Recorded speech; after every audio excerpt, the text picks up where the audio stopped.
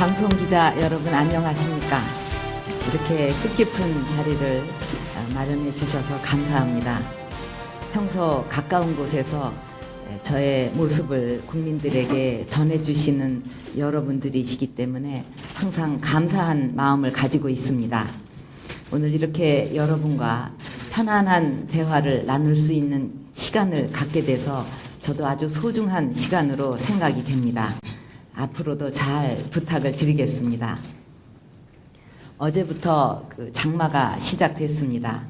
그래서 날씨가 좀 비가 오니까 더위가 조금 가라앉는 것 같긴 합니다만, 어제 장마 비를 보면서 저는 조선시대의 한 청백리 이야기가 생각이 났습니다. 세종대왕 시절에 우의정을 지냈던 류관 선생이 계셨는데, 그분은 하도 청렴하게 지냈기 때문에 비만 오면 지붕에서 비가 이렇게 줄줄 샜습니다. 그래서 우산을 받쳐들고 이렇게 있었는데, 그러면서도 부인에게 우산마저 없는 집은 어떻게 견딜고 이렇게 걱정을 했다고 그럽니다. 그런데 조선시대에 이렇게 류관 선생처럼 청백리 재상을 지내면서도 아주 청렴하게 살았던 분들이 기록에 남아있는 분들이 한 16분밖에 안 되는데, 세종대왕 시절에 재상을 지내면서 청백리에 오른 분이 4분이나 됩니다. 이것이 말해주는 것은 나라를 다스리는 임금님이 바르고 또 어질 때 국정을 이끄는 신하들도 청빈하고 백성들은 오히려 더 잘 살 수가 있었다 하는 것을 보여주는 예라고 생각이 됩니다. 요즘 우리 사회에도 노블레스 오블리제라는 이야기를 많이들 합니다. 저는 그렇게 되기 위해서는 먼저 국가 지도자를 포함한 지도층부터 깨끗하고 또 도덕심에 있어서 의심을 받아서는 안 된다고 생각을 합니다. 그리고 그렇게 되기 위해서는 누구보다도 중요한 분들이 바로 기자 여러분이라고 저는 생각을 합니다. 저희 사회 구석구석에 잘못된 것을 파헤쳐서 바로잡고, 또 특히 권력을 가진 사람들이 잘못하는 것을 바로잡게 만들 수 있는 분들이 바로 여러분들이십니다. 요즘 젊은이들 사이에 화장을 안 한 얼굴을 쌩얼이라고 하는 거 다 알고 계시죠? 잘 모르십니까? 근데 이 권력자들의 쌩얼을 드러내는 이런 역할을 하는 것이 바로 언론이고 여러분들이라고 저는 생각을 합니다. 그리고 여러분을 통해서 이 쌩얼을 드러내는 것을 두렵게 생각하지 않아야 진정으로 국민 앞에 당당한 지도자가 될 수 있다고 생각을 합니다. 국민 앞에 숨길 것이 없고 부끄러울 것이 없다면 기자실 폐쇄 같은 것으로 언론인과 싸울 일이 없다고 생각을 합니다. 저는 여러분께 쌩얼을 더 많이 보여드릴 수 있도록 노력을 하겠습니다. 실제 저는 화장을 안 한 얼굴이 더 예쁘다는 이야기를 종종 듣는 사람입니다. 오늘 저는 여러분께 21세기 한국의 미래를 연다는 주제로 말씀을 드리고자 합니다. 저의 목표는 5년 안에 선진국을 만드는 것입니다. 산업화와 민주화 시대를 거쳐서 이제 우리는 선진화로 가야 됩니다. 그러면 우리가 꿈꾸는 선진국이란 어떤 나라겠습니까? 우선 나라가 물론 잘 살아야 됩니다. 그러나 경제적으로 잘 사는 것 가지고, 그것만 가지고 선진국이라고 부르지는 않습니다. 원칙과 상식이 통하고 또 거짓말을 안 하고 정직한 사람이 잘 살 수 있는, 성공할 수 있는 나라여야 됩니다. 또 무엇보다도 대한민국 국민으로 사는 것이 자랑스러운 나라가 되어야 됩니다. 아이 키우는 것이 걱정이 없고 또 노후에 불안하지 않고 열심히 일한 만큼 보람을 거둘 수 있는 나라가 저는 선진국이라고 생각을 합니다. 그런 나라가 바로 제가 꿈꾸는 선진국입니다. 그렇게 하려면 그런 나라가 어떻게 해야만 우리가 그런 선진국을 만들 수 있겠습니까? 무엇보다도 국가 지도자의 국가관과 리더십이 가장 중요하다고 생각합니다. 이게 바로 잡히지 않으면 그 어떤 노력도 별로 효과를 볼 수 없다고 저는 느끼고 있습니다. 다시 말하면 자유민주주의와 시장경제에 대한 확고한 신념을 가지고 국가 발전을 위해서 사심없이 봉사하는 그런 지도자여야 됩니다. 그 토대 위에서 우리가 경제를 일으켜 세워야 되고 교육을 새롭게 바꿔야 되고 또 외교 안보의 틀을 새롭게 짜야 됩니다. 이 세 가지 과제를 성공적으로 이뤄낸다면 저는 다음 정부가 끝나는 임기 말인 2012년까지 그런 선진국을 만들어낼 수 있다, 이렇게 자신하고 있습니다. 그러면 이 세 가지 과제에 대해서 하나씩 말씀을 드리겠습니다. 먼저 우리 경제를 어떻게 살릴 것인가? 저는 한마디로 바꿔야 산다, 이렇게 주장을 합니다. 우리 경제의 체질을 근본적으로 확 바꿔버려야 어려움에 빠져있는 우리 경제를 살릴 수가 있습니다. 지금의 우리 정부는 크기만 하고 무능합니다. 불법 파업이라든가 집단 이기주의, 이런 것이 국가의 경쟁력을 갉아먹고 있습니다. 기업은 규제와 세금으로 발목이 묶여서 뛰고 싶어도 뛸 수가 없습니다. 한국병이라고 할 수 있는 이런 큰 병을 고치지 않는다면 우리 경제는 결코 살아날 수가 없을 것입니다. 그럼 어떻게 해야 되는가? 바로 저는 줄푸세 정책이라는 해법을 가지고 있습니다. 이제 많은 분들이 이 줄푸세 정책에 대해서 알고 계시는 것 같습니다. 줄푸세는 한마디로 말씀드리면 세금과 정부는 줄이고 규제는 풀고 법질서와 원칙은 바로 세우는 것입니다. 먼저 세금을 과감하게 줄여야 됩니다. 세금을 줄여서 국민의 주머니가 두둑해지면 소비를 더 많이 하게 되고 경제가 좋아집니다. 또 감세로 기업은 더 많은 투자를 하게 되고 그렇게 되면 새로운 일자리가 늘어날 수가 있습니다. 낮은 세금은 경제 성장을 돕고 또 세수가 늘어남으로써 재정이 튼튼해지고 또 추가적인 감세를 가능하게 합니다. 비만은 만병의 근원이라고 그러지 않습니까? 정부가 비만하면 경제가 병에 걸립니다. 저는 정부부터 다이어트를 할 생각입니다. 잘 나가는 선진국치고 큰 정부로 가는 나라는 없습니다. 최근에 개혁에 성공한 일본이라든가 독일이라든가 모두 세금을 줄이고 정부 조직을 축소하고 그리고 과감한 민영화를 단행했습니다.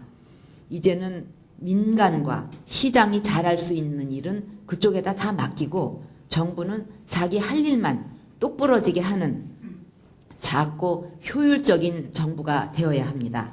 방대한 조직은 확 줄여버리고 그 기능은 자기가 안 해도 되는 기능은 민간과 지방정부에 대폭 이양을 해서 미래형 서비스 정부를 만들어야 됩니다. 이제 정부도 서비스 업체같이 국민들에게 서비스를 한다는 이런 마음으로 만들어 가야 되지 않는가 하는 것이 저의 생각입니다. 제가 만들어 가려고 하는 미래형 정부, 서비스 정부는 모든 제도를 글로벌 스탠다드에 맞춰서 세계와 경쟁할 수 있는 실력과 시스템을 갖춘 정부입니다. 이런 정부를 만들어야 우리 대한민국이 세계 사람들이 몰려와서 투자하고 싶고 일하고 싶고 살고 싶은 그런 나라가 될 수 있는 것입니다. 규제도 풀어야 됩니다. 지금 규제 때문에 국내 기업들은 우리나라에서 투자를 못하고 외국으로 빠져나가고 또 외국 투자는 우리나라에 들어오지를 않습니다. 이렇게 하는데 어떻게 경제가 성장을 하고 일자리를 만들 수가 있겠습니까? KDI 연구를 보면은 수도권 규제 그리고 공장 입지 규제를 완화하면 20만 개의 일자리가 생기고 성장률도 2.7% 올라간다고 하는 보고를 냈습니다. 또 출자 총액 제한 제도만 폐지해도 2년간 14조 원의 투자가 이루어지고 20만 개의 일자리가 만들어진다는 보고서도 있었습니다. 그리고 법치를 바로 세워야 됩니다. 지금 우리나라는 법 위에 떼법이라는 것이 존재를 해서 떼쓰고 소리 지르고 우기면 통하는 나라가 되었습니다. OECD 30개 국가 중에 법을 안 지키기로 우리나라가 그 끝에서 세 번째라고 그럽니다. 이렇게 법을 지키지 않아서 매년 1%의 성장률이 달아나고 있습니다. 1%의 성장률이라고 하면 성장이라고 하면 7만 5천 개 정도의 일자리를 의미합니다. 공권력을 바로 세우지 못해서 매년 7만 5천 개의 일자리를 잃어버리고 있다고 한다면 국민들 입장에서 볼 때 또 청년 실업자들 입장에서 볼 때 얼마나 기가 막힌 일이겠습니까? 지금 전 세계 선진국들이나 또 경제가 잘 돌아가는 나라들의 공통점은 바로 이 줄푸세 정책을 펴고 있다는 것입니다. 이런 정책을 일관되게 추진하면 우리 경제도 살아날 수 있고 민생도 편안해질 수가 있습니다. 그리고 우리 경제에 도움이 되는 인프라를 구축해야 됩니다. 저는 시베리아 횡단 철도 그리고 열차 페리를 우리 미래의 성장 동력을 이것을 우리 미래의 성장 동력으로 키워야 되겠다 하는 계획을 가지고 있습니다. 열차 페리는 많은 돈을 쓰지 않고도 아주 적은 비용으로 물류비 그리고 시간을 획기적으로 줄일 수가 있고 또 한중간을 잇는 새로운 경제 동맥이 될 수 있습니다. 이런 식으로 해나가면 현재 5%의 잠재 성장률에다가 2%를 더한 5 플러스 2%의 성장을 할 수 있고 대한민국의 국가 경쟁력은 세계 10위로 끌어올릴 수가 있습니다. 제가 7% 성장률을 굳이 5 플러스 2라고 이렇게 부르는 이유가 있습니다. 플러스 2는 바로 국가 지도자의 몫이라고 생각하기 때문입니다. 우리 국민은 과거 무에서 유를 창조한 기적같은 저력을 가지고 있습니다. 만약 올바른 리더십만 발휘된다면 저는 7%가 문제가 아니다 이렇게 생각합니다. 저는 지금 할 수 없는 것을 하겠다 하고 말씀드리는 것이 아니라 할 수 있는데도 못하고 있는 것을 하자 이런 말씀을 드리는 것입니다. 만약에 우리 국민의 힘과 마음을 하나로 모은다면 7%가 문제가 아니다. 그 이상도 가능하다. 저는 이렇게 생각을 합니다. 그래서 이 줄푸세를 성공을 시키고 국민들 힘을 모아서 경제를 살리는데 이 국민의 잠재력을 폭발시킬 수만 있다면 우리 경제는 반드시 살려낼 수 있다고 확신합니다. 두 번째로는 우리 교육을 혁명적으로 바꿔야 됩니다. 이제 우리 사회는 세계적으로 산업화 시대에서 지식 기반 사회로 바뀌고 있습니다. 그렇기 때문에 21세기의 경쟁에서 우리가 살아남을 수 있는 길은 바로 사람 경쟁력을 키우는 것입니다. 선진국들은 진작부터 이 교육과 과학기술에 국가의 사활을 걸고 있습니다. 교육과 과학기술을 혁명적으로 업그레이드 시켜야만 경제도 우리가 튼튼하게 지킬 수가 있습니다. 그런데 지금 우리나라의 교육은 어떤 상태입니까? 교육 때문에 이민 가는 사람들이 많고 또 지금 우리가 교육을 혁명적으로 바꾸지 못한다면 우리나라의 미래도 없을 것입니다. 현재 우리 교육의 가장 큰 문제점이 무엇인가 하면 바로 잘 가르치려는 경쟁, 좋은 학교를 만들기 위한 경쟁이 사라져 버렸다는 것입니다. 30년 동안 지속해온 이 관치교육 그리고 획일화된 교육 정책 때문입니다. 학교가 무너지니까 학생들은 밤늦게까지 학원을 쫓아다니고 사교육비 때문에 이 가정경제까지 무너지고 있습니다. 사교육비를 대기 위해서 노래방에 나가는 엄마들까지 생겼습니다. 이렇게 공교육이 무너지면 최대 피해자는 바로 가난한 사람들입니다. 있는 집 자녀들은 사교육이라도 시키겠지만 가난한 집 자녀들은 어릴 때부터 뒤처지게 됩니다. 바로 가난이 대물림 되는 것입니다. 무슨 일이 있어도 교육 때문에 가난이 대물림 되는 일은 우리가 막아야 될 것입니다.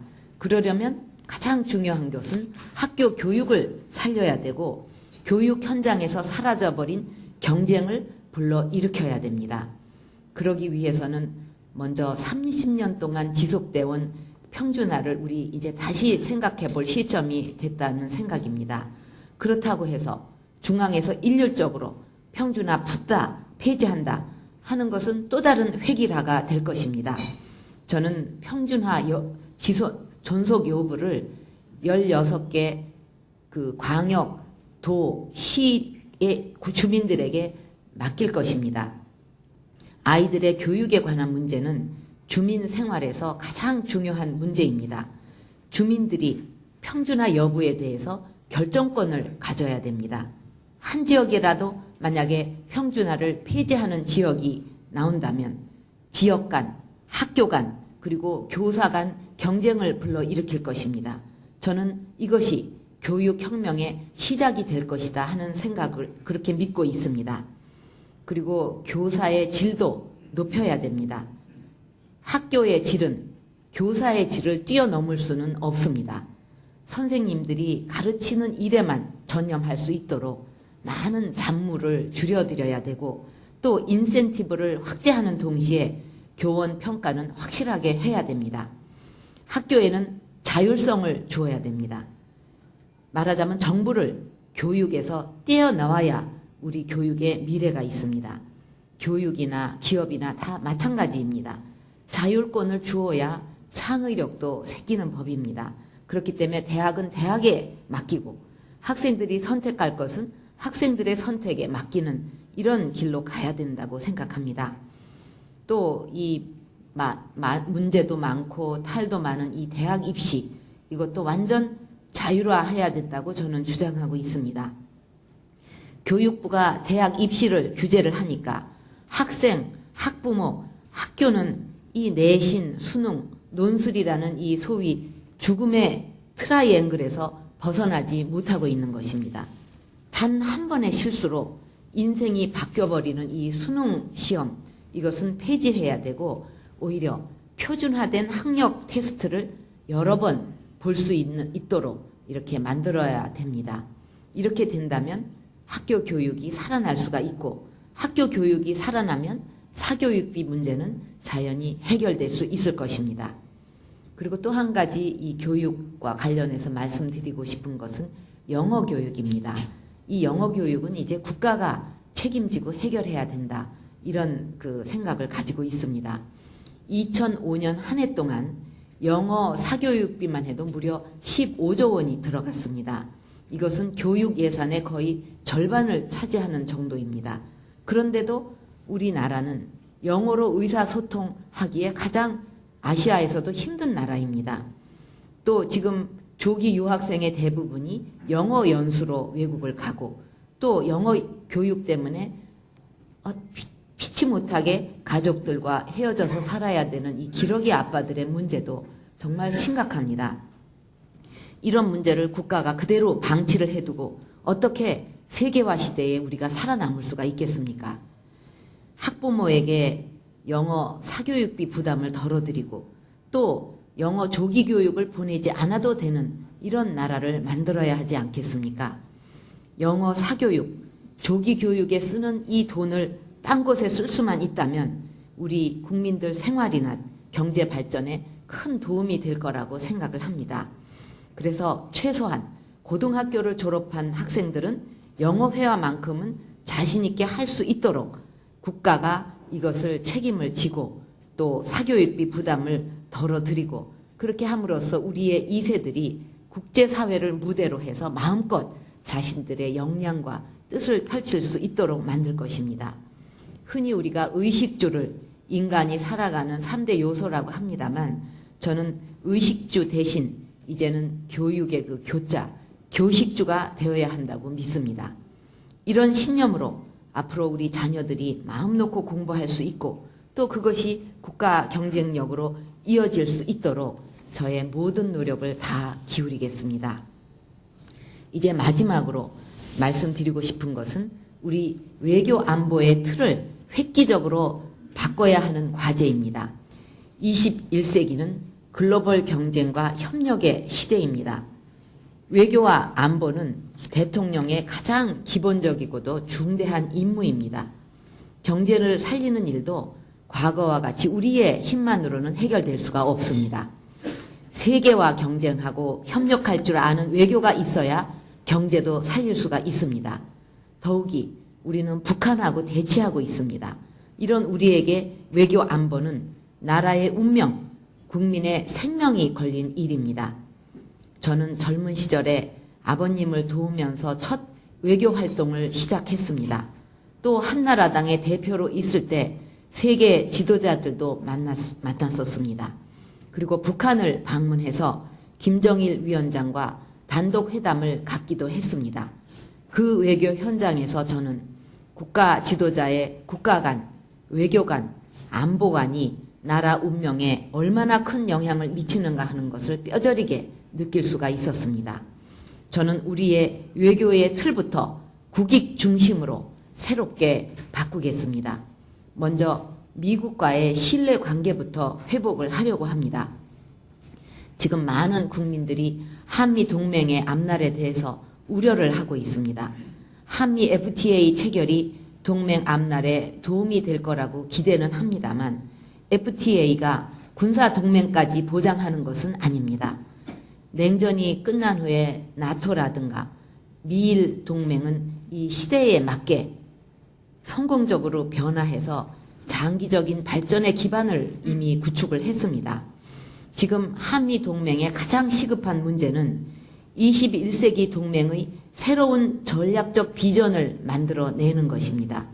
이를 통해서 동맹의 활력을 불어넣을 수가 있고 또 장기적인 발전의 토대를 마련할 수가 있습니다. 지금 우리 한미동맹은 이 한미동맹에 대한 어떤 미래의 청사진도 없이 상황에 휘둘리고 반사적으로 대응하고 이렇게 가고 있습니다. 이렇게 하다가 보면 돌이킬 수 없는 손상을 입을 수도 있다는 생각입니다. 그래서 저는 우리나라 입장에서 볼 때는 한반도의 평화와 통일을 위해서 그리고 동북아에서 우리의 생존과 번영을 위해서 한미 동맹보다 더 유용하고 신뢰할 만한 틀은 없다고 생각을 합니다. 또 미국 입장에서 볼 때에도 동북아의 세력 균형과 안정, 그 유지를 위해서 한미 동맹은 결정적인 역할을 할 수가 있습니다. 이런 점에서 견고한 한미 동맹은 양국의 장기적인 국익에도 부합을 하는 일이 될 것입니다. 저는 미국과 신안보 선언을 통해서 한미 동맹을 21세기에 걸맞는 가치동맹, 경제동맹, 포괄적 군사동맹으로 발전시켜 나가겠습니다. 또 중국이나 일본 그리고 러시아와 같은 이웃 국가들과도 신뢰관계를 더욱 튼튼하게 해야 됩니다. 이 나라들은 육자회담의 당사국일 뿐 아니라 한반도의 평화와 통일 과정에서도 매우 중요한 역할을 할 것입니다. 매사를 투명하게 하고 약속을 지켜서 이런 나라들과 깊은 신뢰를 쌓아야 됩니다. 특히 지도자들 간의 신뢰가 중요합니다. 지도자가 정치적인 이익에 따라서 여기서 이 말하고 저기서 다른 말하고 하면 잠시적으로 이익을 볼지는 몰라도 장기적으로는 국익에 큰 손해를 끼치게 됩니다. 저는 야당 대표 시절에 여러 나라 지도자들을 만나면서 지도자들 간의 신뢰 또 약속 이것이 얼마나 중요한 것인가 하는 것을 절감했습니다. 사람도 나라도 주변의 신뢰를 얻지 못한다면 어떤 일도 할 수가 없습니다. 한반도의 평화와 통일이라는 이 숙제를 앞두고 있는 우리에게 이웃 국가의 신뢰를 얻는 것 무엇보다도 중요한 일입니다. 역사와 주권의 문제에 대해서는 냉정하게 대응을 하되 우리의 국익을 염두에 두고 냉철하고 전략적인 외교를 펼쳐나가겠습니다. 외교 강국을 만들어서 치열한 경제전쟁, 국가 경쟁에서 반드시 승리하도록 할 것입니다. 방송 기자 여러분, 우리 국민 모두의 염원이자 가장 큰 목표는 한반도의 진정한 평화를 정착시키고 남과 북의 7천만 결해가 자유와 번영을 누리는 통일을 이루는 것이라고 믿습니다. 우선 아직 끝나지 않은 한반도의 정전 상태를 보다 공고하고 항구적인 평화체제로 전환하는 것이 중요합니다. 그러나 더 중요한 것은 형식적인 선언이나 문서가 아니라 실질적인 평화입니다. 지금 북한은 핵무기 이외에도 생화학 무기, 대량 살상 무기, 생화학 무기를 포함한 대량 살상 무기라든가 미사일 개발이 우리의 안전과 평화를 위협하고 있습니다. 한반도의 진정한 평화를 위해서는 핵무기를 포함한 대량 살상 무기를 해결하고 현재의 군사적 대결 구도를 해소해야 됩니다. 이런 현안을 해소하기 위해서 남북 대화는 더욱 확대되고 또 본격화되어야 합니다. 그러나 지금과 같이 북한이 바라는 주제, 원하는 방식대로 일방적으로 끌려다녀서는 정말 바람직한 대화에 도움이 되지를 않습니다. 남북 정상회담도 핵 문제를 결정적으로 해결한다는 이런 전제가 있다면 저는 찬성을 합니다. 그러나 북한의 핵무기를 기정사실화하거나 대선에 정략적으로 이용하기 위한 정상회담이라면 저는 분명히 반대합니다.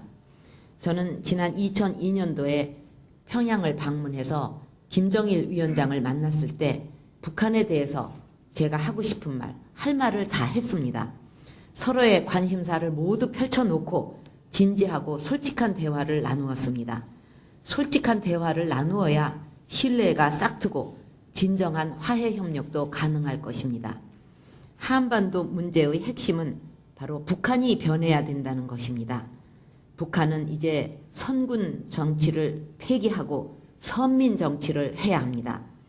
우리의 대북 정책 목표도 북한이 개혁 개방으로 나서고 국제사회에 책임 있는 일원으로 남북한이 공동 발전할 수 있도록 적극 유도하는 것입니다. 이를 위해서 저는 북한에게 강력한 변화의 인센티브를 줘야 한다고 봅니다. 북한이 만약에 약속을 이행하면 보상을 하고 합의를 깨면 불이익을 주어야 됩니다. 인도적 지원이 북한 주민의 삶의 조건을 향상시킬 수 있도록 사용되도록 해야 되고 분배의 투명성도 확보해야 됩니다. 그렇게 해야만 남북 관계가 겉모양이 아니라 실질적으로 진전될 수가 있습니다. 이런 점에서 변화의 인센티브를 없애버린 현 정부의 원칙 없는 포용 정책은 잘못되었고 당연히 실패할 수밖에 없습니다. 원칙 없는 지원은 오히려 북한의 변화를 지연시키고 결과적으로 남북관계 개선에 걸림돌이 될 뿐입니다. 북한이 핵의 장막을 거두고 개혁 개방으로 나온다면 저는 북한 경제의 회복과 성장을 위한 지원을 마다하지 않을 것입니다. 이를 위해서 저는 남북한과 동북아 국가들이 공동으로 참여하는 동북아 개발은행의 설립을 이미 제안한 바가 있습니다. 이를 통해서 북한의 재건을 안정적으로 돕고 또 재건을 위한 종합계획을 세우고 체계적인 지원 방안을 수립할 것입니다.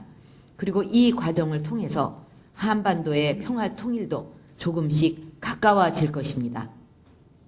저는 한반도의 통일 방안으로 3단계 평화 통일론을 구상하고 있습니다. 첫째는 평화 정착입니다.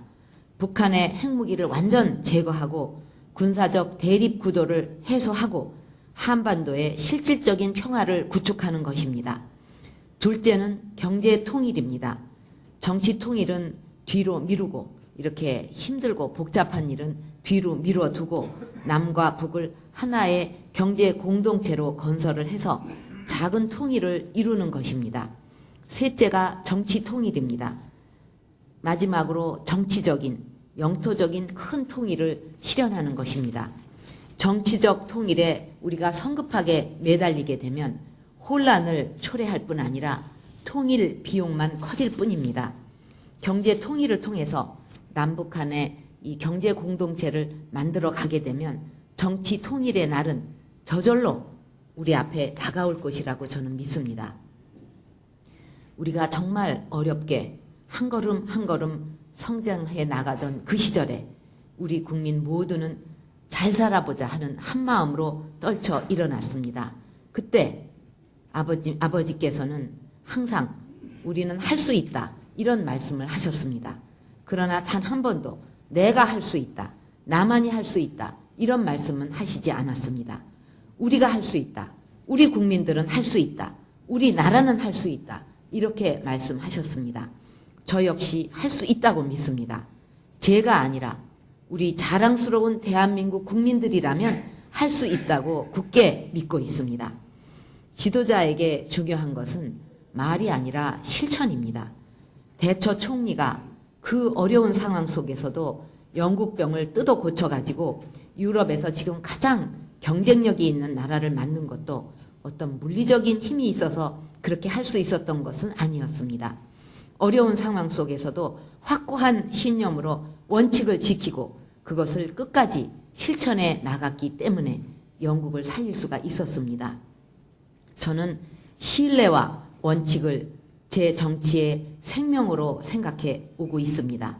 또 앞으로도 흔들리지 않는 원칙과 신념으로 진정한 선진국을 만들기 위해서 국민과 함께 노력할 것입니다. 저는 대통령의 자리가 얼마나 고독하고 막중한 자리인지 잘 알고 있습니다. 대통령이라는 큰 권력을 어디에 써야 하고 그 큰 책임을 어떻게 져야 하는지 저는 어려서부터 배웠습니다. 저에게는 부모도 남편도 자식도 없습니다. 저에게는 오직 대한민국만이 있습니다. 오로지 나라와 국민을 위해서 사심없이 봉사하는 지도자가 되기 위해서 저의 모든 힘을 쏟겠습니다. 이제 우리는 미래로 나아가야 됩니다. 이념화합, 세대화합, 지역화합의 국민 대화합으로 번영의 새 시대를 열어서 앞으로 나아가는 그 길에 제가 앞장서겠습니다. 감사합니다.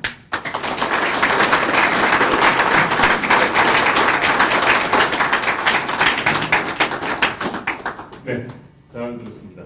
아주 일목요연하게 그리고 간결하게 추구하고 있는 정책을 잘 설명을 해주셨습니다. 제가 대신해서 여쭤보도록 하겠습니다. 먼저 첫 번째 질문입니다. 박근혜 후보께서는 이명박 후보의 장점이 무엇이라고 생각하십니까? 후보는 추진력을 갖고 있다는 거, 그것을 장점이라고 생각합니다. 추진력은 장점이라고 생각하십니다. 네, 두 번째 질문 드리겠습니다. 노무현 대통령은 참여정부 평가 포럼에서 한나라당의 집권에 대해 끔찍하다 이렇게 말했습니다. 왜 끔찍한지 혹시 짐작하시는 것이 있으십니까? 글쎄요. 사실 제가 대표 시절에 연정까지 제의한 분이 이제 와서 왜 그렇게 말씀하시는지 모르겠습니다만 아마 이 정부가 여러 가지로 잘못한 일이 많기 때문에 우리 한나라당이 집권을 했을 때 잘하면 이게 너무 대비가 되니까 끔찍하다고 말씀하시지 않았을까 그런 생각이 들고요. 우리 국민들로서 진짜 끔찍한 일은 현 정부가 재집권하는 것이 아닌가 이렇게 생각을 합니다. 네. 노무현 정부의 권력 기반이 급속히 취약해진 데는 이른바 코드 인사가 크게 작용한 것으로 지적이 되고 있습니다. 박근혜 후보에게도 돕고 있는 사람들이 많을 것입니다. 만일 집권한다면 어떤 원칙으로 인사를 할 수 있습니까? 지금 흔히 그렇게 말하지 않습니까? 인사가 만사다. 정말 정치를 할수록 인사가 만사다 하는 걸 저도 뼈저리게 느끼고 이거야말로 정말 중요한 인사야말로 국가 지도자에게 정말 중요한 일이라는 생각을 하고 있는데 근데 지금 이렇게 중요한 일이 그 코드 인사가 되는 바람에 우리나라를 지금과 같이 어렵게 만드는데 아주 중요한 하나의 원인이 되고 있습니다. 나라의 인사라는 것은 정말 어떤 능력 있는 인재들을 최고의 인재들을 등용해서 정말 최고의 정책으로 펼쳐나가도 쉬운 일이 아닙니다. 그런데 이 정부 들어와서 이념적으로 편향된 그런 코드 인사를 하고 또 측근들 중심으로 이렇게 하는 바람에 능력 있는 그런 인재들이 소외됨으로써 국력이 낭비되고 있다고 생각을 합니다. 저는 제가 대표로 있을 때 박근혜식 실험 정치를 한다 이런 이야기를 들었습니다. 그때 저는 그 우리 한국의 수십 년 그 야당 정치에서 있었던 그 파벌이라든가 측근이라든가 이런 말이 사라지게 만들었습니다.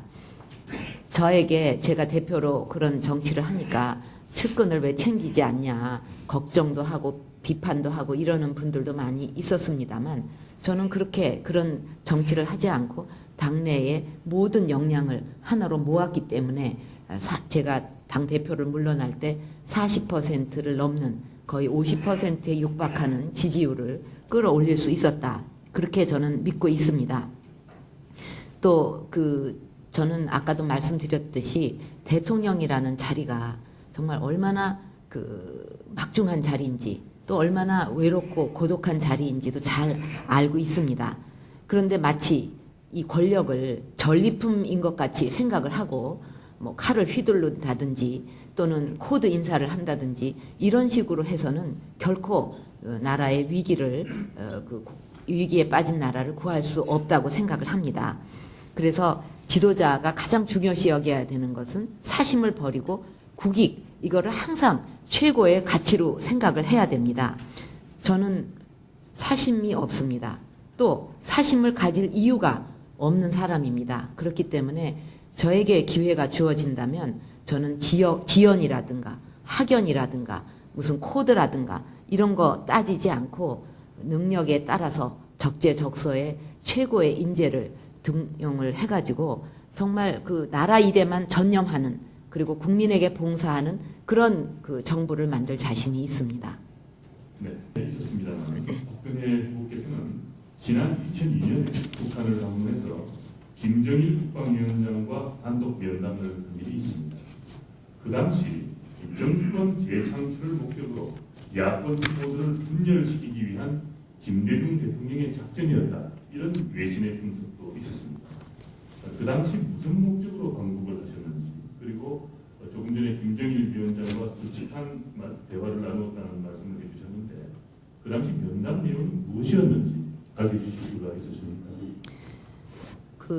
저 외신에 뭐 그런 얘기가 있다는 거 저도 들었는데 그런 분열 작전하고는 전혀 관계가 없이 제가 갔습니다.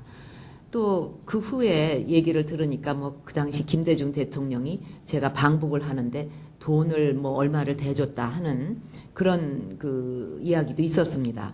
그게 심지어는 인터넷 뉴스에 그게 뜨기도 했어요. 그래서 제가 그거에 대해서 법적 조치를 취했습니다. 그 인터넷 뉴스를 방송한 데서 사과를 했고 그게 아직도 끝나질 않고 있습니다. 그것만 보더라도 얼마나 터무니없는 이야기들이 이 세상에 많이 돌아다니고 있는가 하는 것을 아실 수 있을 것입니다.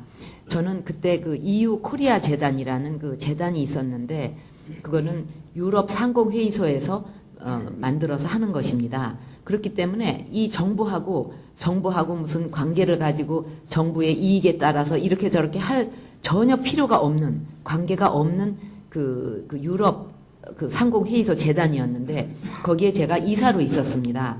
근데 거기 그 재단에서 뭐 북한의 어린이들한테 의약품도 보내주고 축구공도 보내주고 뭐 이렇게 그런 일들을 그동안 쭉 해오니까 이제 그 재단의 이사들을 같이 초대를 하고 싶다. 이런 초청장이 왔다고 저한테 EU 코리아 재단에서 제의를 했습니다. 근데 그 전에도 여러 사람들을 통해서 북한이 저를 초청하고 싶다 하는 이야기를 많이 들었습니다. 그래서 저는 그냥 그때 듣고만 말았는데 그때 이제 직접적으로 이렇게 제의가 오기 때문에 제가 그때 생각을 많이 했습니다. 사실 저로서는 어머니가 북한의 사주에 의해서 정말 그런 사람에 의해서 어머니가 돌아가셨고 또 1.21 사태 같은 때는 뭐 완전히 청와대 코앞까지 부대가 와서 정말 청와대를 폭파하려고 그랬었고 또 여러 가지로 가슴 아픈 기억들이 너무 많습니다. 또 아버지 살아계실 때 자주 국방을 이루기 위해서 냉전 시대에 노심초사하시던 모습들도 다 봤고 했기 때문에 북한에 간다는 것이 그런 결정을 내리는 것이 결코 쉽지가 않았습니다. 그러나 저는 미래를 봐야 된다. 자꾸 과거만 생각하지 말고 어떻게 해서든지 한반도의 평화 정착을 이루어내야 되는 것이 우리들의 사명 아니냐. 특히 정치를 하는 사람들의 사명 아니냐. 이런 생각을 했습니다. 그래서 한번 가서 만나서 대화할 수 있으면 허심탄회하게 한번 얘기를 해보자. 또 제가 하고 싶었던 얘기 한번 해보자. 또 그쪽 얘기도 들어보자 하는 생각으로 제가 그 결심을 하고 가게 됐습니다.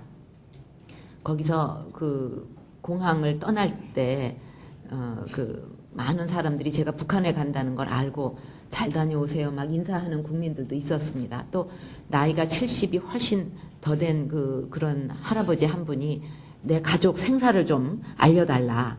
그러면서 그 쪽지를 저한테 주시기까지 했어요. 그것까지도 저는 가져가서 북한 측에 전달을 했습니다. 이 할아버지 소원 좀 꼭 들어달라고. 그리고 김정일 위원장을 만났을 적에 저는 그 7.4 공동성명을 상기를 시키면서 그것이야말로 정말 그 남북이 최초로 평화적으로 이제 우리가 그 통일을 이루어보자 하는 선언 아니냐. 이렇게 중요한 그 선언이 우리 선대에 이루어졌는데 아직 한반도의 평화 정착이 이루어지지 못하고 있다. 그러니까 우리가 2세들로서 우리 시대에 그 좋은 정신이 완전히 실천이 되도록 한번 노력을 같이 해보자. 그런 제의를 제가 했습니다.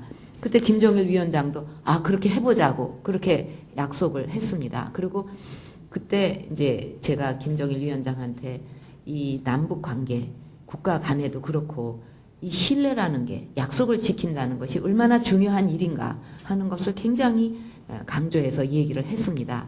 그리고 그때 현안이 됐던 것이 금강산 댐이었습니다. 이게 뭐 장마가 오면 터질지 모른다 막 전전긍긍하고 그것 때문에 우리 쪽에서 이거 부실공사다 하고 신문에 보도가 되는 바람에 그쪽에서 우리의 이 위대한 업적을 부실공사라고 했다고 막 화가 난다고 그래 화가 나가지고 경협이 그 남북 대화도 중단이 되고 그런 좀 모든 대화가 중단된 상황이었습니다. 그래서 그것이 정말 그때 현안이었기 때문에 금강산 댐 이야기도 했습니다.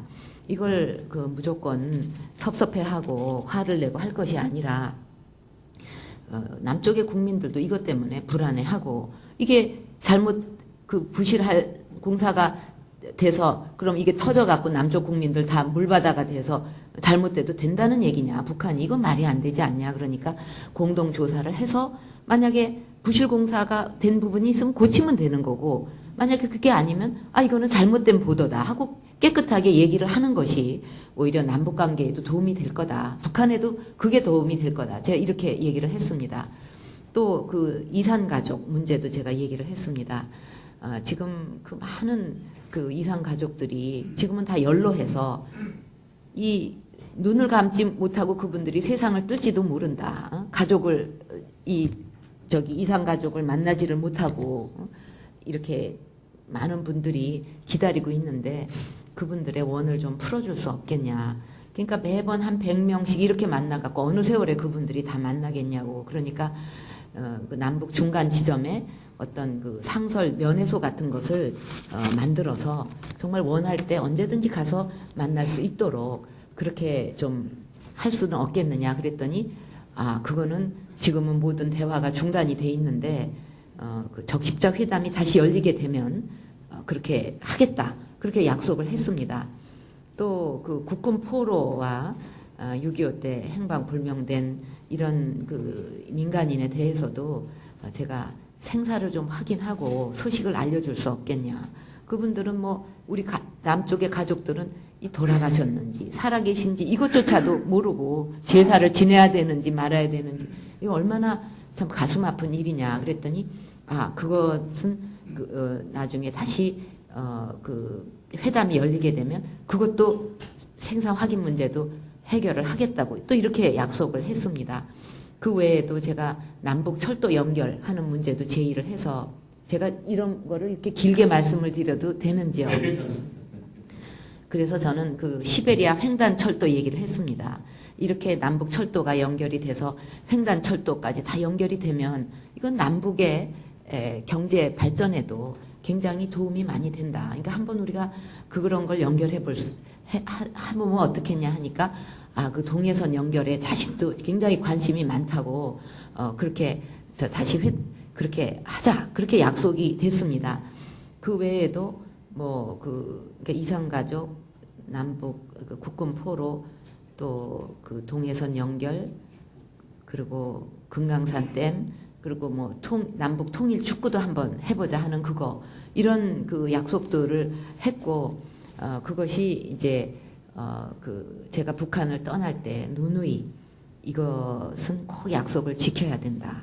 이렇게 해야만 신뢰가 쌓이지. 약속을 안 지키면 지금 얘기가 다 도움이 하나도 안 된다. 서로 이제 믿을 수가 없을 거 아니냐 그런 얘기를 했는데, 제가 온 후에 저는 모든 과정을 투명하게 했습니다. 제가 정부에 요청하듯이 가기 전에도 통일부에다가 통일부 장관을 만나서 이런 초청을 받았고 가서 이런 일정으로 가려고 한다. 이런 계획이 있다. 또 갔다 와서는 제가 기자회견을 열어갖고 그때 있었던 얘기를 모두 했습니다. 김정일 위원장한테도 이 모든 것을 나는 투명하게 하고 싶다. 다시 돌아가서 모든 것을 다 얘기를 해도 되겠냐. 김정일 위원장이 다 하라고 그랬습니다. 자신이 알아서 하라고. 또 통일부 관계자들한테도 통일부 장관한테도 이런 약속을 했기 때문에 이거는 나는 정부가 아니니까 내가 할 수가 없다. 그러나 이런 약속들을 했기 때문에 남북 회담이 열리거나 장관급 회담이 열리거나 적십자 회담이 열릴 때 그쪽에다가 그 약속을 상기시키면서 전부 좀 처리를 해주면 좋겠다. 이렇게 얘기를 했습니다. 또 저한테 직접 하자고 얘기가 왔을 때도 이것은 정부 간에 해야 된다 하면서 통일부에 또 넘겼고요. 근데 그 후에 이 약속들을 북한에서는 지키려고 굉장히 적극적으로 노력을 했습니다. 장관급 회담이 열렸을 때 오히려 저쪽에서 금강산 댐 문제, 이거 지난번에 저하고 김정일 위원장하고 약속한 문제니까 공동조사하겠다. 이렇게 나와서 우리 측이 오히려 깜짝 놀랬고, 또 이산가족 상설 면회소, 이거는 지금 진행이 돼가지고 올해 말인가 아마 준공이 될 겁니다. 또 남북 축구 그것도 해결 이미 했고요. 그 다음에 국군 포로 문제도 장관급 회담이 열렸을 때 저는 우리 통일부에 그 얘기를 하라고 약속이 이미 된 거다 했는데 우리 쪽에서 얘기를 안 했고 오히려 북측에서 국군 포로 생사 확인 이거 약속을 한 거니까 우리가 지키겠다 하면서 먼저 얘기를 했습니다. 그래서 저는 이거 외에도 또 만찬장에서는 그쪽에 여러 실력자들하고 같이 다 나와갖고 식사를 하면서 제가 여러 가지 경제 발전에 대해서 김정일 위원장하고 얘기를 했습니다. 그때 김정일 위원장이 얼마 전에 중국 상하이 푸동 지역을 방문을 하고 굉장히 감명을 받았다 하는 보도를 제가 봤습니다. 그래서 김정일 위원장한테 푸동 지역을 방문한 소감이 어땠는가고 이렇게 질문을 하니까 굉장히 놀랬다. 이렇게 변할 수가 있느냐 짧은 시절에. 그래서 제가 또 물었습니다. 그렇게 상하이가 중국이 급속도로 발전을 한 이유가 어디 있다고 생각을 하는지 그렇게 질문하니까 그냥 듣기만 했습니다. 그리고 옆에서는 전부 이렇게 이 대답 내용을 다 기록을 하고 있었어요. 김정일 위원장하고 대화하는 단독 회담할 때도 속기사가 전부 적고 있었습니다. 한편에서. 그래서 제가 그랬죠.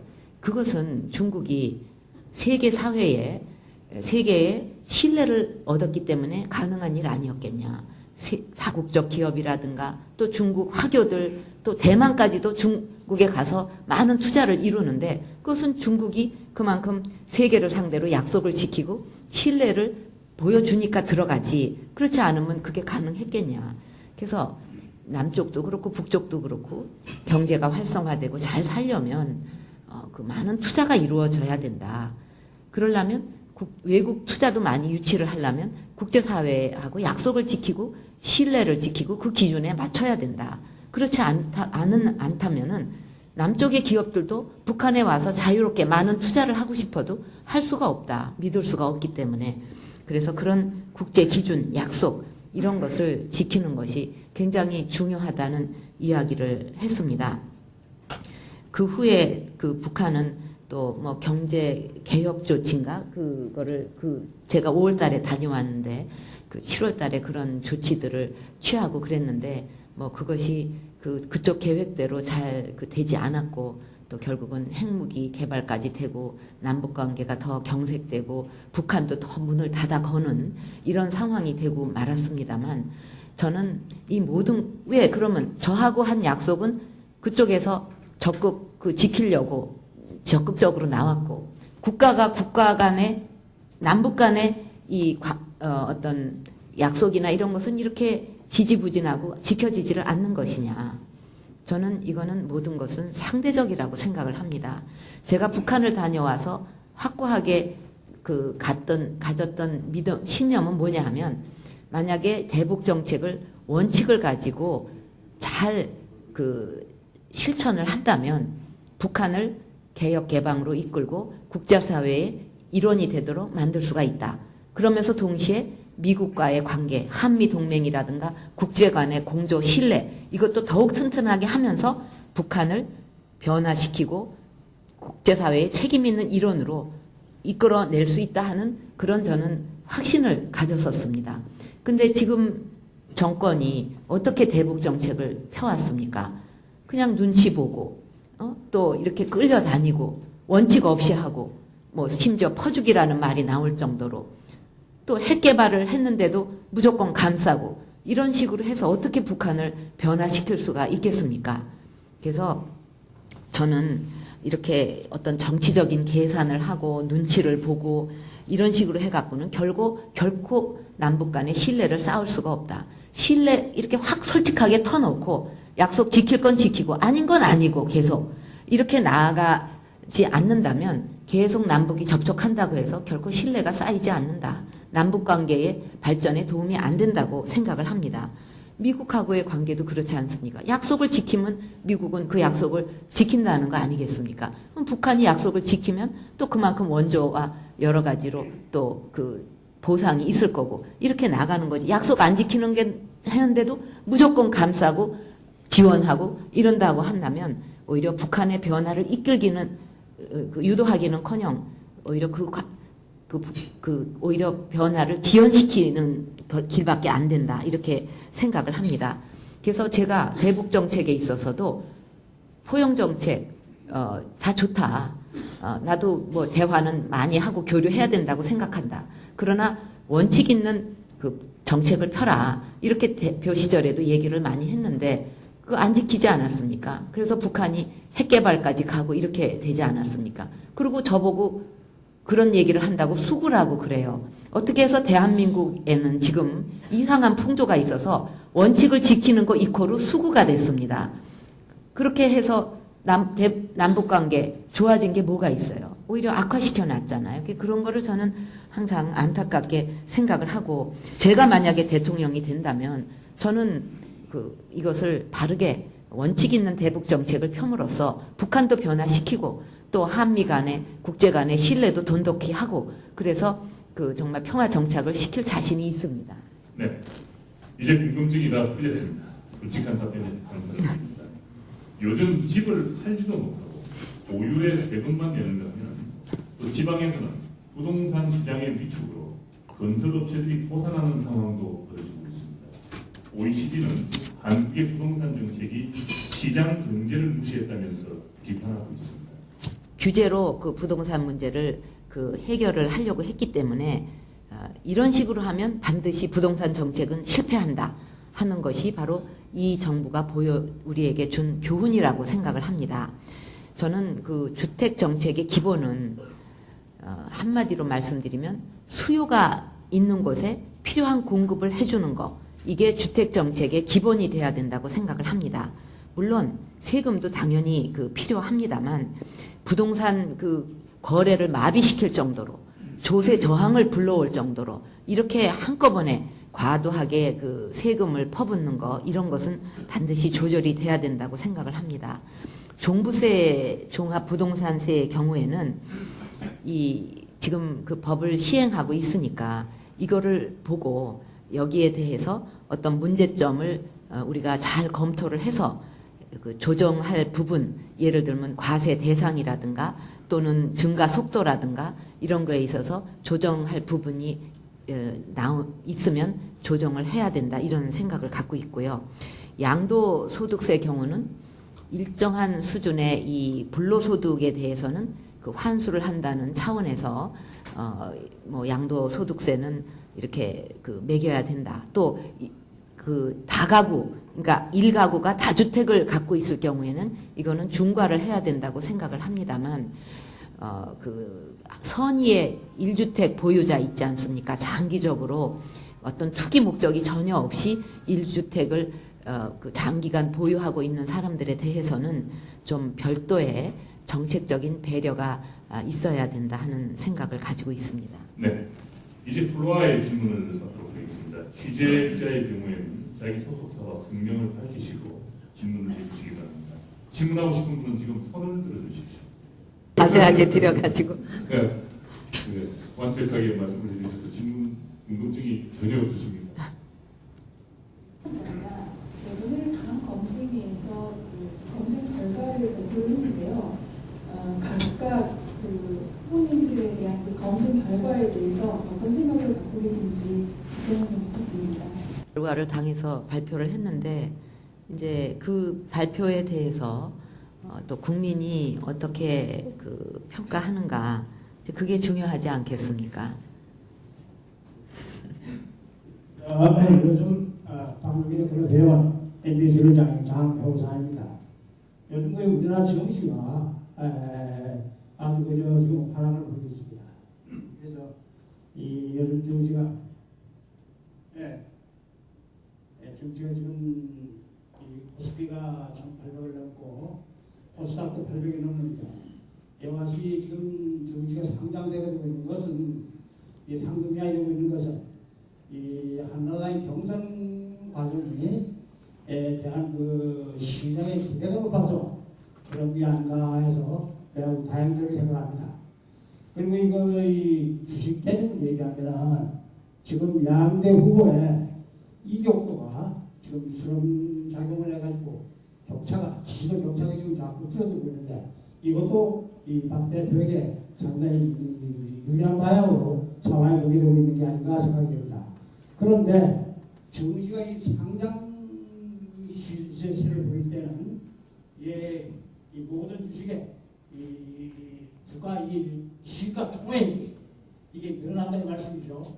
그리고 이게 하강 국면에 들어갈 때는 시가 총액이 오히려 줄어드는데, 지금 이 같은 그 관점에서 본다고 하면은 한나라당의 이 경선 과정을 지켜보고 있는 국민들이 관심도라고 할까, 지지도라고 할까, 이런 측면에서 지금 양 후보의 이 시가 총액이 늘어난다고 보시는지 아니면 줄어든다고 보시는지, 그거에 대해서 방금의 이 평가를 듣고 싶습니다.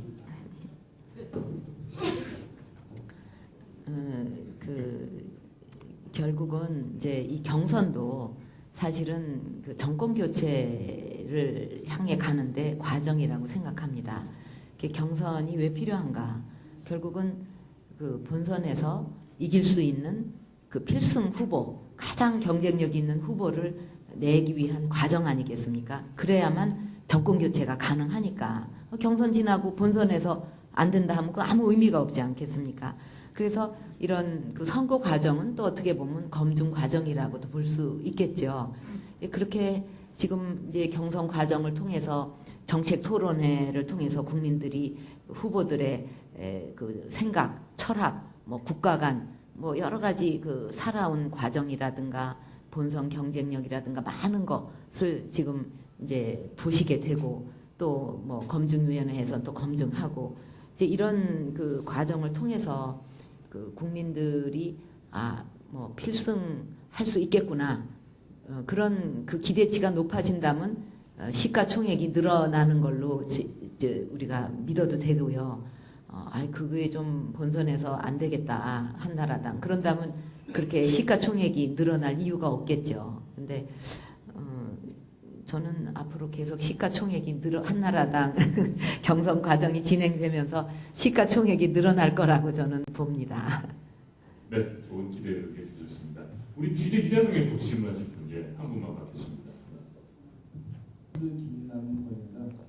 오늘 말씀하셨고요. 지금 오늘 당사에서도 공작 정치 규탄 대회가 열렸는데 이명박 후보 측에서는 그 한반도 대운하에 관한 정부 측 보고서와 관련해서 정부가 공작을 벌이고 있다, 위변조 의혹을 제기하고 있는데요.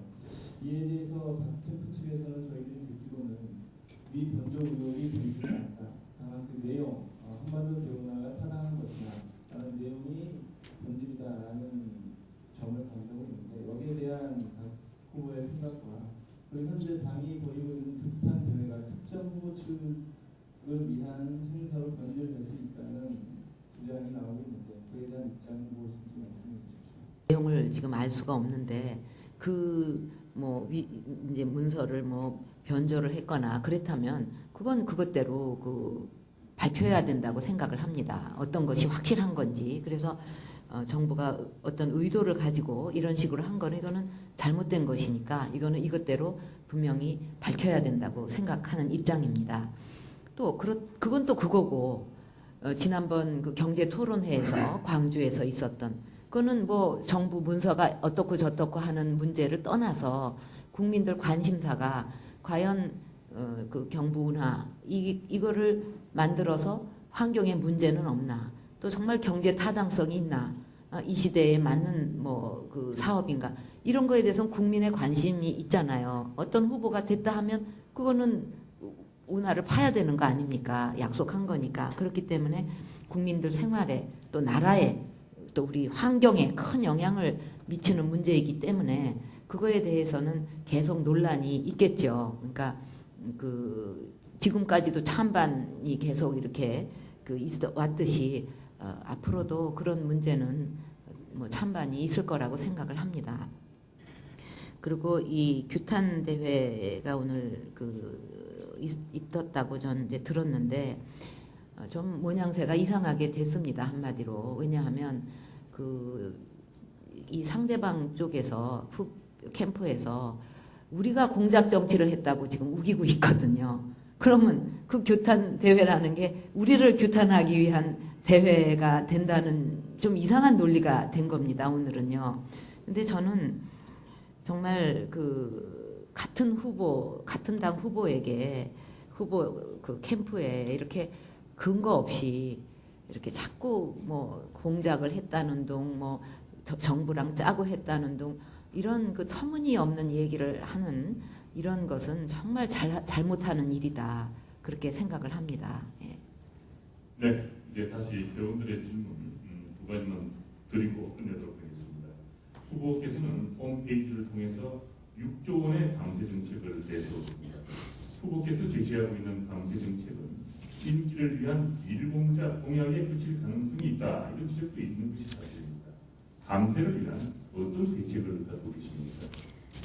제가 말하는 감세 정책은 사실은 중소기업이라든가 서민들을 위한 정책입니다. 만약에 제가 내놓은 감세 정책을 통해서 많은 투자가 이루어지게 된다면, 또 소비도 더 많이 늘어나게 된다면 일자리가 많이 생겨서 결국은 중산층이나 또 서민들 이런 분들이 큰 혜택을 오히려 입게 될 거라고 생각을 합니다. 그런데 감세 정책을 얘기하니까 이제 나오는 질문이, 그러면 세수가 줄 거 아니냐, 이런 걱정들을 하는 분들을 봤습니다. 근데 감세로 인한 우리는 감세로 세수가 준다는 이 생각만 할 게 아니라 감세로 인해서 경제가 활성화됨으로써 오히려 세수가 더 늘어난다 하는 그 점을 저는 생각해야 된다고 봅니다. 또 지금 이 정부가 너무 비대하기 때문에 작은 정부를 만들면, 그래서 알뜰하게 나라 살림을 살게 되면 그렇게 예산 여유가 더 많이 생김으로 인해서 오히려 감세로 인한 세수 감소보다 그거를 메꾸고도 남는다, 이렇게 저는 생각을 합니다. 생각만 하는 정도가 아니라 실제 우리가 그걸 다 근거를 가지고 이야기를 하는 겁니다. 예를 들어서 감세를 통해 가지고 투자가 더 활성화되고 소비가 더 늘고, 그러면은 경제가 활성화되니까 일자리가 더 많이 생기고, 그러면은 또 더 많은 소비가 있으니까 더 많은 투자가 생기고 이렇게 된다면 오히려 세수가 더 늘어나게 됩니다. 제가 아까 5+2%의 경제 성장을 얘기했는데 지금 잠재 성장률 5%에 플러스 2%가 추가되면 1% 성장할 때마다 세수가 한 2조 원 정도 늘어나게 됩니다. 그러니까 2% 성장이면 세수가 벌써 4조가 늘게 되는 거고, 또 작년에 한나라당에서 그 공공부문 개혁 특위가 구성이 돼가지고 그 정부의 살림살이를 점검을 했습니다. 근데 거기서 나온 결론은 너무 혈세가 낭비가 돼서 지난 3년 동안 낭비된 혈세가 한 52조가 된다는 결론이 나왔습니다. 감사원에서 중복 사업으로 인해서 한 26조 낭비가 됐다는 보고도 있었는데 그 26조를 빼더라도 26조가 혈세가 낭비가 된 겁니다. 3년 동안. 그렇다면 매년 한 9조 원 정도의 말하자면 예산을 우리가 줄일 수가 있다. 정부가 알뜰하게 살림을 하면. 그렇기 때문에 저는 오히려 세수를 통해서 경제를 살리고 또 정부 살림을 알뜰하게 함으로써 전략하고 하게 되면 세수 감소로 인한 아무 문제가 없다. 오히려 메우고도 남는다. 또 많은 선진국들이 이런 방식을 통해서 경제를 살렸기 때문에 우리 경제도 이런 선순환으로 가야 된다고 생각합니다. 네, 이제 마지막 질문을 드리겠습니다. 후보께서는 잠재 성장률을 높이기 위한 방안의 하나로 과감한 규제 완화를 제시하고 있습니다. 집권하신다면 수도권 정비 계획법이나 수도권 대기 환경 특별법과 같은 수도권 규제와 관련된 법령들을 바꿀 계획도 있으십니까? 저는 이 수도권 규제 완화 문제는 정말 상생의 개념에서 출발을 해야 된다는 생각을 가지고 있습니다.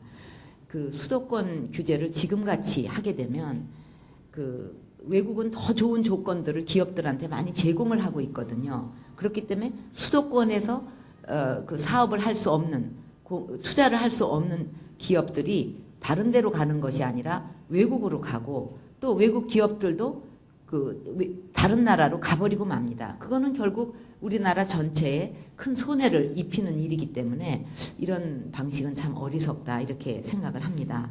그렇기 때문에 앞으로는 국민의 공감대를 전제로 해서 전체 국익에 도움이 되고 또 지방 경제도 동시에 살리는 이런 방향으로 수도권 규제를 완화해야 된다고 생각을 합니다. 수도권 규제를 만약에 풀어주게 되면 또 다 수도권으로 몰려들 거 아니냐. 그럼 이런 블랙홀을 어떻게 방지할 건가.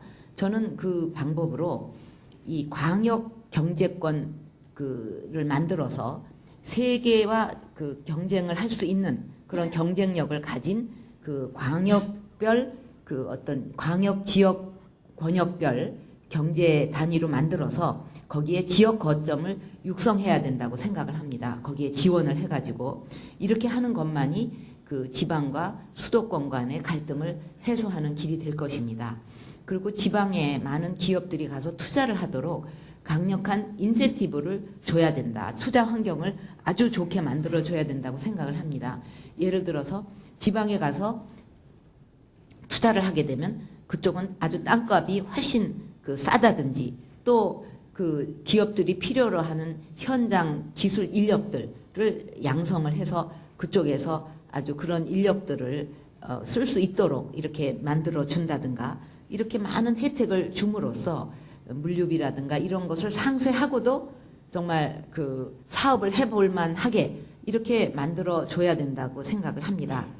그리고 지금 경제 자유구역이라든가 R&D 특구라든가 국제 자유도시라든가 이런 것이 사실은 다 지방 경제를 살리기 위한 그런 차원에서 지금 만들어지고 있지 않습니까? 그리고 저는 동시에 지금 중소기업들이 국가 지방공단 또 지방산업공단 이런 산업단지에 전부 중소기업들이 흩어져 있는데 그런 산업단지들부터 먼저 지원을 잘 해서 새로 뭘 자꾸 만드는 것보다 기존의 산업단지부터 회생을 시켜야 된다는 차원에서 산업단지 회생 프로젝트라는 구상을 발표한 적이 있습니다.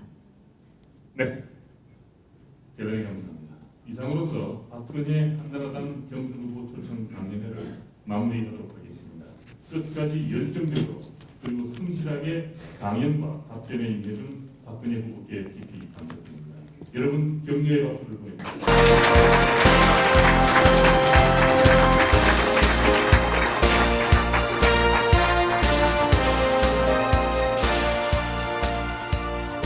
진지한 답변과 또는 해주신 데 대해 감사의 마음을 담아서 이해를 드립니다.